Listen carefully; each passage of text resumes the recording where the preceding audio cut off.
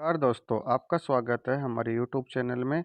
आज हम बात करेंगे कक्षा 12 की समष्टि अर्थशास्त्र की पुस्तक के पाठ नंबर 4, जिसका नाम है आय और रोजगार का निर्धारण। इस वीडियो में हम इस पाठ के जो महत्वपूर्ण प्रश्न है उनके बारे में हम चर्चा करेंगे। बोर्ड परीक्षा 2023 के अकॉर्डिंग इस पाठ में कुल 8 नंबर के सवाल पूछे जाएंगे, जिसमें सवालों की संख्या होगी 6। 2 प्रश्न वस्तुनिष्ठ, 1 प्रश्न 2 प्रश्न अति लघुत्तरात्मक और 2 प्रश्न लघुत्तरात्मक होंगे। यानी टोटल 8 नंबरों के इन पे सवाल आएंगे। तो हम वीडियो को स्टार्ट करते हैं। अगर आपने हमारा यूट्यूब चैनल अभी तक सब्सक्राइब नहीं किया तो हमारे यूट्यूब चैनल को सब्सक्राइब कीजिए। तो हम वीडियो स्टार्ट करते हैं। सबसे पहले हम बात करते हैं वस्तुनिष्ठ प्रश्नों की। इसमें पहला प्रश्न दे रखा है कि आय में प्रति इकाई परिवर्तन के फलस्वरूप उपभोग में परिवर्तन कहलाता है। तो 4 ऑप्शन में सही आंसर होगा इसका ए, सीमांत उपभोग प्रवृत्ति। दूसरा सवाल दे रखा है कि आय में प्रति इकाई परिवर्तन के फलस्वरूप बचत में परिवर्तन कहलाता है। तो इसका आंसर होगा ब, सीमांत बचत प्रवृत्ति। तीसरा दे रखा है सीमांत उपभोग प्रवृत्ति ज्ञात करने का सही सूत्र है। तो इसका आंसर होगा ब, MPC बराबर 1 - MPS। चौथा सवाल है, यदि सीमांत उपभोग प्रवृत्ति 0.5 हो तो आय में 200 की वृद्धि होने पर उपभोग व्यय क्या होगी। तो इसका आंसर होगा ब, 100 रुपये। पांचवा सवाल है, गुणक को व्यक्त करने का सूत्र है। तो इसका आंसर होगा ब, के बराबर होता है delta Y upon delta I. छठवां सवाल है कि अर्थव्यवस्था उस समय संतुलन की अवस्था में होती है जब। तो इसका आंसर होगा ए, कुल मांग कुल पूर्ति के बराबर होती है। सातवां सवाल है कि परंपरावादी दृष्टिकोण के अनुसार समग्र पूर्ति वक्र होती है। तो इसका आंसर होगा ए, क्षैतिज रेखा। आठवां सवाल है कि समीकरण सी बराबर सी भार प्लस सी वाई में सी भार क्या दर्शाता है। तो इसका आंसर होगा ब, उपभोग का जीवन निर्वाह स्तर। नौवां सवाल है कि अविस्फीतिक अंतराल को ठीक करने का मौद्रिक उपाय है। तो इसमें 4 ऑप्शन दे रखे हैं, चारों के चारों सही होंगे। तो इसका आंसर होगा द, उपयुक्त सभी। 10वां सवाल है कि जब अर्थव्यवस्था में मांग पूर्ति की तुलना में अधिक होती है तो इस अवस्था को कहा जाता है। तो इसका आंसर होगा ए, अधिमांग। 11वां सवाल दे रखा है, जब अर्थव्यवस्था में पूर्ति मांग की तुलना में अधिक होती है तो ऐसी अवस्था को कहा जाता है। तो इसका आंसर होगा ए, अधिपूर्ति। 12वां सवाल दे रखा है, यदि MPC बराबर है 0.5 तो गुणक का मान होगा। तो इसका आंसर होगा द, 2। केन्सियन विचारधारा के अंतर्गत आय के संतुलन का निर्धारक निम्न में से कौन सा है। तो इसका आंसर होगा द, इनमें से सभी, यानी सभी ये सही है। तो इस प्रकार हमने जो इस पाठ के जो वस्तुनिष्ठ प्रश्न है उनके बारे में हमने चर्चा की है, जो कि परीक्षा की दृष्टि से इम्पोर्टेंट है। अब हम बात करते हैं इस पाठ के कुछ रिक्त स्थान वाले प्रश्न। तो पहला प्रश्न दे रखा है रिक्त स्थान में कि एक रिक्त स्थान आय व उपभोग के संबंध की व्याख्या करता है। तो रिक्त स्थान में आएगा आंसर उपभोग फलन। दूसरा दे रखा है कि उपभोग मांग का सबसे महत्वपूर्ण निर्धारक रिक्त स्थान आय है। तो इसमें आएगा आंसर घरेलू। तीसरा सवाल दे रखा है कि आय में इकाई वृद्धि के कारण प्रत्याशित उपभोग में वृद्धि दर को रिक्त स्थान प्रवृत्ति कहते हैं। तो इसका आंसर होगा सीमांत उपभोग। चौथा सवाल दे रखा है, उपभोग सीमांत प्रवृत्ति आय में प्रति इकाई के परिवर्तन के फलस्वरूप रिक्त स्थान में परिवर्तन से है। तो इसका आंसर होगा उपभोग। पांचवा दे रखा है कि सीमांत बचत प्रवृत्ति आय में प्रति इकाई के फलस्वरूप रिक्त स्थान में परिवर्तन से है। तो इसका आंसर होगा बचत। छठवां सवाल दे रखा है, किसी अर्थव्यवस्था में दिए हुए वर्ष में विभिन्न मदों के वास्तविक मूल्य को रिक्त स्थान माप कहते हैं। तो इसका आंसर होगा यथार्थ। सातवां सवाल दे रखा है कि जब मांग की मात्रा पूर्ति की मात्रा से अधिक होती है तो ऐसी स्थिति को रिक्त स्थान कहा जाता है। तो रिक्त स्थान में आंसर आएगा अधिमांग। आठवां सवाल दे रखा है, जब पूर्ति की मात्रा मांग की मात्रा से अधिक होती है तो ऐसी स्थिति को रिक्त स्थान कहा जाता है। तो रिक्त स्थान में आंसर आएगा अधिपूर्ति। और 9वां सवाल दे रखा है कि उपभोग व आय के फलनात्मक संबंध को रिक्त स्थान कहते हैं। तो रिक्त स्थान में आंसर आएगा उपभोक्ता फलन या उपभोग फलन। तो इस पाठ के हमने वस्तुनिष्ठ और रिक्त स्थान जो महत्वपूर्ण प्रश्न है उनके बारे में हमने चर्चा की है। अब हम इस पाठ के जो अति लघुत्रात्मक प्रश्न है उनके बारे में हम जानते हैं। तो पहला प्रश्न दे रखा है इसमें कि निर्गत गुणक किसे कहते हैं। तो इसका आंसर होगा कि अंतिम वस्तुओं के निर्गत के संतुलन मूल्य में कुल वृद्धि और स्वायत्त व्यय में आरंभिक वृद्धि के अनुपात को अर्थव्यवस्था का निर्गत गुणक कहते हैं। दूसरा सवाल दे रखा है कि एक खुली अर्थव्यवस्था में समग्र मांग के क्या क्या घटक होंगे। तो इसका आंसर होगा कि एक खुली अर्थव्यवस्था में समग्र मांग के घटक होते हैं कुल उपभोग, कुल निवेश, निर्यात, आयात होंगे।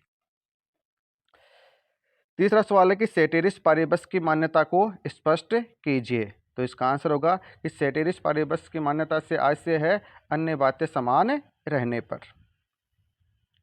चौथा सवाल है यथार्थ मात्रा को परिभाषित कीजिए। तो इसका आंसर होगा किसी अर्थव्यवस्था में दिए हुए वर्ष में विभिन्न मदों का वास्तविक मूल्य यथार्थ माप कहलाता है।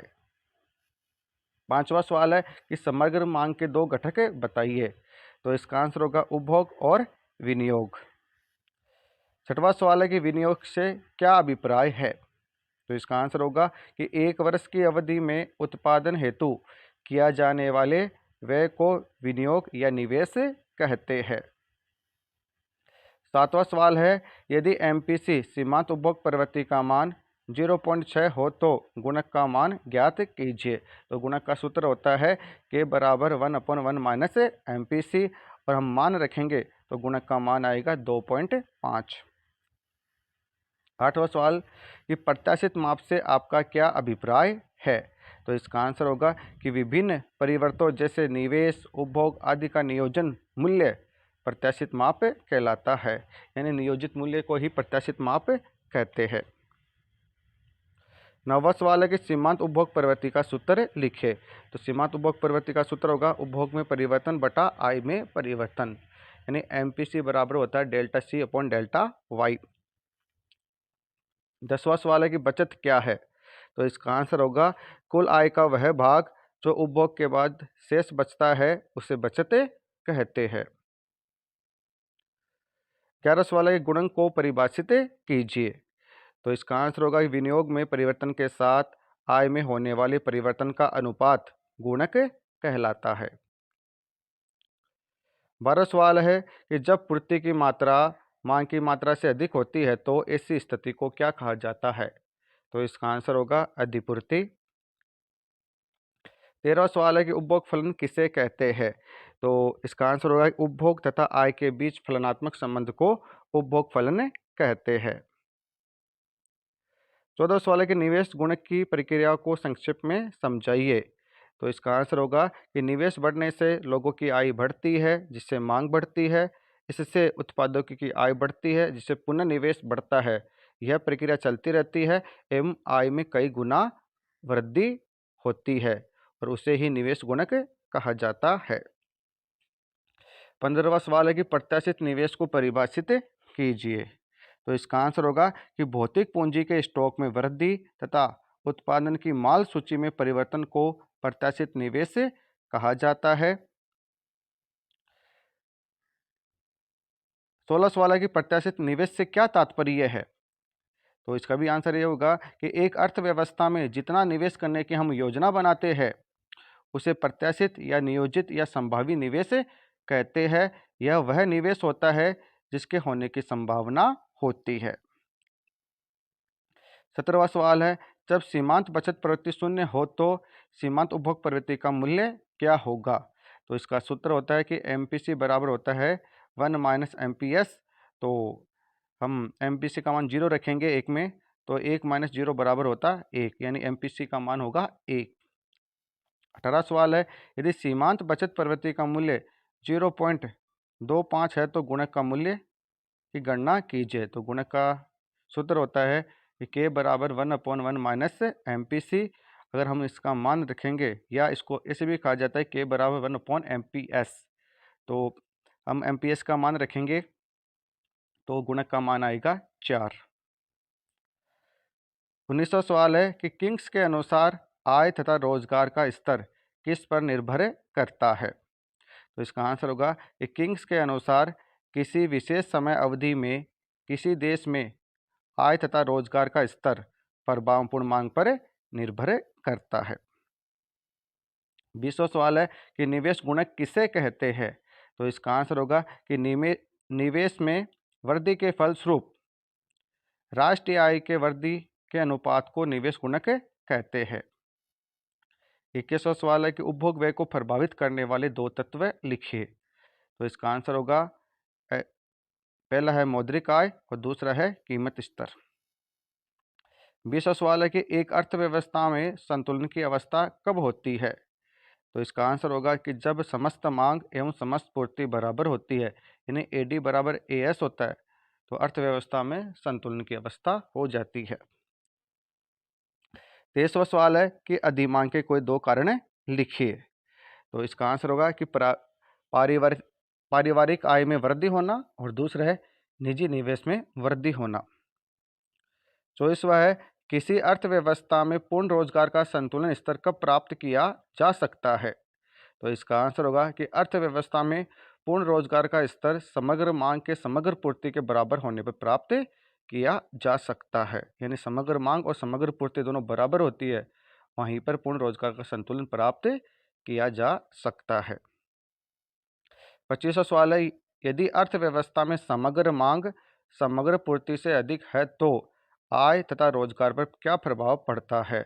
तो इसका आंसर होगा कि समग्र मांग के अधिक होने पर आय एवं रोजगार में वृद्धि होगी। तो इस प्रकार हमने इस पाठ के जो अति लघुत्रात्मक प्रश्न है महत्वपूर्ण, उनके बारे में हमने चर्चा की है। अब हम चर्चा करते हैं इस पाठ के लघुत्रात्मक प्रश्नों के बारे में, जो कि परीक्षा की दृष्टि से महत्वपूर्ण है। तो उसमें पहला सवाल दे रखा है कि सरकार रहित अर्थव्यवस्था में अंतिम वस्तु की कुल प्रत्याशित उपभोग व्यय 250 करोड़ रुपए एवं कुल प्रत्याशित निवेश व्यय 100 करोड़ रुपए है, तो प्रत्याशित कुल मांग क्या होगी। तो इसका आंसर होगा अंतिम वस्तु की प्रत्याशित कुल मांग होती है कुल उपभोग व्यय प्लस कुल निवेश व्यय। तो हम उपभोग और निवेश को जोड़ेंगे तो 250 प्लस 100 जोड़ेंगे तो 350 करोड़ रुपए इसका आंसर आएगा। दूसरा सवाल दे रखा है पैरामीट्रिक शिफ्ट से आप क्या समझते हैं।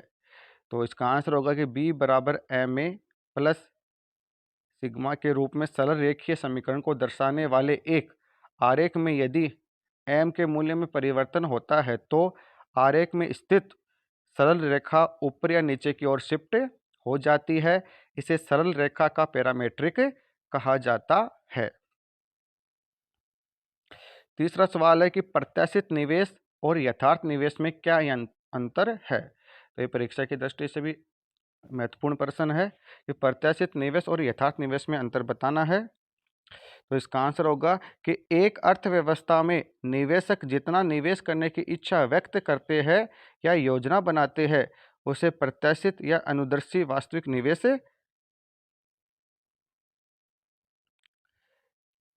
यानी एक अर्थव्यवस्था में निवेशक जितना निवेश करने की इच्छा या व्यक्त करते हैं या योजना बनाते हैं उसे प्रत्याशित निवेश कहते हैं, और एक्चुअल में और वास्तविक रूप से जो निवेश किया जाता है उसे वास्तविक निवेश कहते हैं।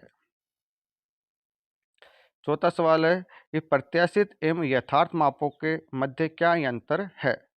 तो इसका आंसर होगा प्रत्याशित माप विभिन्न परिवर्तनों जैसे उपभोग निवेश निर्गत आदि के नियोजित मूल्य को प्रत्याशित माप कहते हैं, जबकि वास्तविक माप किसी अर्थव्यवस्था में दिए हुए वर्ष में विभिन्न मदों के वास्तविक मूल्य को यथार्थ माप कहते हैं। पांचवा सवाल है कि सरकार रहित अर्थव्यवस्था में अंतिम वस्तु की कुल प्रत्याशित उपभोग व्यय 250 करोड़ रुपए, कुल प्रत्याशित निवेश 100 करोड़ रुपए, तो प्रत्याशित कुल मांग ज्ञात कीजिए। तो इसका आंसर होगा कि कुल प्रत्याशित माप वस्तु की कुल प्रत्याशित कुल मांग होगी कुल निवेश प्लस कुल उपभोग। तो हम उपभोग और निवेश को जोड़ेंगे तो हमारे पास जो आंसर आएगा वो 350 करोड़ रुपए आएगा। छठवां सवाल है कि प्रभावी मांग किन तत्वों पर निर्भर करती है, बताइए। तो इसका आंसर होगा कि प्रभावी मांग मुख्य रूप से दो तत्वों पर निर्भर करती है। पहला है कुल पूर्ति फलन और दूसरा है कुल मांग फलन। सातवां सवाल है कि विनियोग गुणक से क्या तात्पर्य है।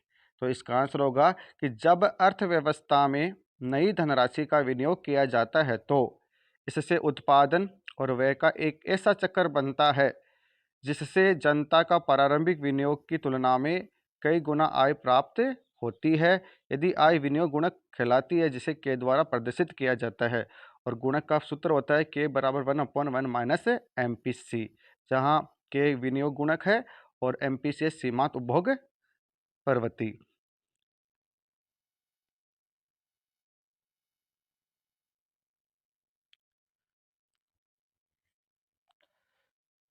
आठवां सवाल है सीमांत उपभोग प्रवृत्ति को परिभाषित कीजिए।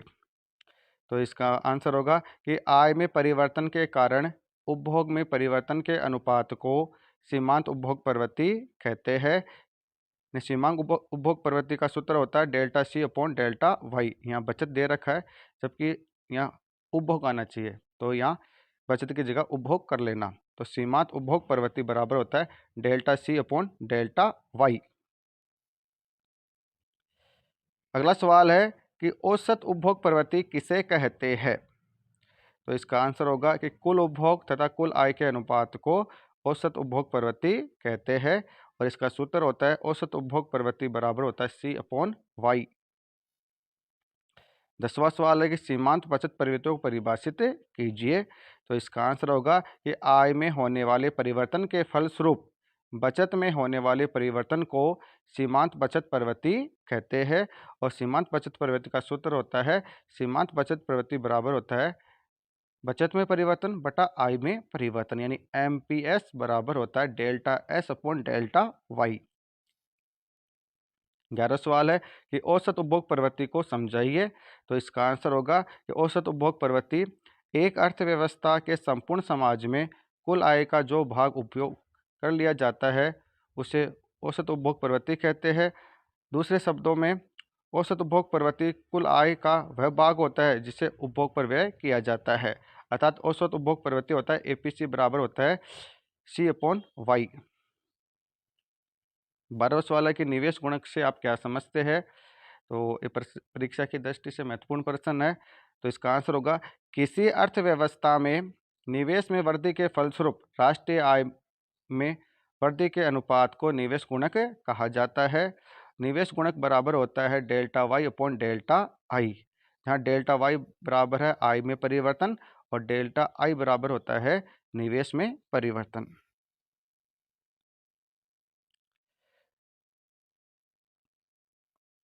13वां सवाल है यदि सीमांत उपभोग प्रवृत्ति 0.75 है तो गुणक के मूल्य की गणना कीजिए। तो इसका आंसर होगा ये गुणक बराबर होता है 1/1 माइनस MPC। जब हम MPC का मान रख देंगे तो 1/0.25 आएगा और गुणक का मान 4 आएगा। तो इसका आंसर होगा 4। 14वां सवाल है कि एक अर्थव्यवस्था में निवेश को प्रभावित करने वाले तत्व कौन कौन से हैं, समझाइए। तो इसका आंसर ये होगा निवेश को प्रभावित करने वाले तत्व। पहला है पूंजी की सीमांत क्षमता। ब्याज की उच्च दरों पर निवेश की मांग कम और ब्याज की नीची दरों पर निवेश की मांग अधिक होती है, इसलिए पूंजी की सीमांत क्षमता का वक्र ऋणात्मक ढाल के लिए होता है। दूसरा है ब्याज की दर। ब्याज की दर कम होगी तो पूंजी की लागत कम हो जाएगी, इसके विपरीत ब्याज की दर ऊंची होगी तो निवेश में कमी आती है। 15वां सवाल है कि सेटेरिस पारिबस की मान्यता को स्पष्ट कीजिए। तो इसका आंसर होगा जब हम किसी एक कारक विशेष के बारे में अध्ययन करते हैं तो हम अन्य सभी कारकों के मूल्य को स्थिर रखते हैं। यह सामान्यतः किसी सैद्धांतिक अभ्यास का प्रारूपीकरण है। इसी को सेटेरिस पारिबस कहते हैं, जिसका शाब्दिक अर्थ होता है अन्य बातें समान रहने पर। 16 सवाल है कि प्रत्याशित निवेश और यथार्थ निवेश में अंतर बताइए, यह क्या अंतर है। तो इसका आंसर होगा कि प्रत्याशित निवेश वह निवेश है जो निवेशकर्ता किसी विशेष उद्देश्य की प्राप्ति के लिए आय तथा रोजगार के विभिन्न स्तरों पर करने की इच्छा रखते हैं, जबकि वास्तविक निवेश या यथार्थ निवेश वह निवेश है जो निवेशकर्ता किसी विदेश विशेष उद्देश्य की प्राप्ति के लिए आय तथा रोजगार के विभिन्न स्तरों पर वास्तव में निवेश करते हैं। 17वां सवाल है कि प्रभावी मांग का सिद्धांत क्या है। तो इसका आंसर होगा वह संपूर्ण व्यय प्रभावी पूर्ण मांग द्वारा व्यक्त किया जाता है जो कि रोजगार के किसी संतुलन स्तर पर किए गए उत्पादन पर किया जाता है। यानी प्रभावी मांग होता है सी प्लस आई प्लस जी, जहाँ सी कुल उपभोग, आई कुल निवेश और जी सकल सरकारी व्यय। अगला सवाल है 18वां कि मितव्ययता का विरोधाभास स्पष्ट कीजिए एवं रेखा चित्र बनाइए। तो इसका आंसर होगा कि मितव्ययता के विरोधाभास के विरोधानुसार बचत एक व्यक्ति के लिए उचित है, परंतु यदि अर्थव्यवस्था के सभी लोग बचत करें तो यह अर्थव्यवस्था के लिए सही नहीं होगा। और इसमें ये रेखा चित्र भी बना रखा है कि अगर सभी अर्थव्यवस्था में सभी लोग बचत करने लग जाएंगे तो उस स्थिति में समग्र मांग में कमी आ जाएगी, यानी समग्र मांग AD1 से नीचे घटकर AD2 हो जाएगा। तो उस स्थिति में समग्र मांग कम हो जाएगी और आय OY1 की जगह OY2 हो जाएगी, यानी आय में भी कमी हो जाएगी। यानी समग्र मांग कम होगी तो आय में भी कमी होगी। 19वां सवाल है कि प्रभावी मांग का सिद्धांत समझाइए। तो इसका आंसर होगा कि प्रभावी मांग समग्र मांग का वह स्तर है जो संतुलन स्तर के निर्धारण में प्रभावी होता है, क्योंकि यह समग्र पूर्ति के बराबर होता है और इसी को प्रभावी मांग का सिद्धांत कहते हैं। तो ओ अक्ष पर उत्पादन मात्रा तथा OY पर उपभोग और निवेश को हम दर्शाते हैं। 45 डिग्री पर जो रेखा है वो समग्र पूर्ति है और AD है C प्लस आई, यानी ई बिंदु पर क्या होगी, प्रभावपूर्ण मांग होगी, जहाँ समग्र मांग और समग्र पूर्ति बराबर होती है। 20वां सवाल है कि निवेश का अर्थ उदाहरण सहित समझाइए। उत्पादक के निवेश संबंधी निर्णय का निर्धारक कारक क्या है। तो इसका आंसर होगा कि भौतिक पूंजी स्टॉक जैसे मशीन, भवन, सड़क आदि कोई भी वस्तु जिससे भविष्य में अर्थव्यवस्था की उत्पादन क्षमता में वृद्धि तथा उत्पादन की माल सूची में परिवर्तन होने के को निवेश कहा जाता है। निवेश का निर्धारण ब्याज की दर पर निर्भर करता है। और 21वां सवाल है कि पैरामीट्रिक शिफ्ट से आप क्या समझते हैं। तो बी बराबर होता है MA प्लस सिग्मा के रूप में एक सरल रेखीय समीकरण को दर्शाने वाले आरेख में यदि M के मूल्य में परिवर्तन होता है तो आरेख में स्थित एक सरल रेखा ऊपर नीचे की ओर शिफ्ट हो जाती है और इस सरल रेखा को पैरामीट्रिक शिफ्ट कहा जाता है। तो इस प्रकार हमने समष्टि अर्थशास्त्र के कक्षा 12 के जो पाठ नंबर 4 है आय व रोजगार का निर्धारण, उसके जो महत्वपूर्ण प्रश्न है उनके बारे में हम चर्चा की है। तो आप इस वीडियो को समझे, इन प्रश्नों को नोट करें। अगर आज का वीडियो हमारा अच्छा लगा तो हमारे चैनल को सब्सक्राइब कीजिए, अधिक से अधिक दोस्तों के साथ शेयर कीजिए, लाइक कीजिए, कमेंट कीजिए। धन्यवाद।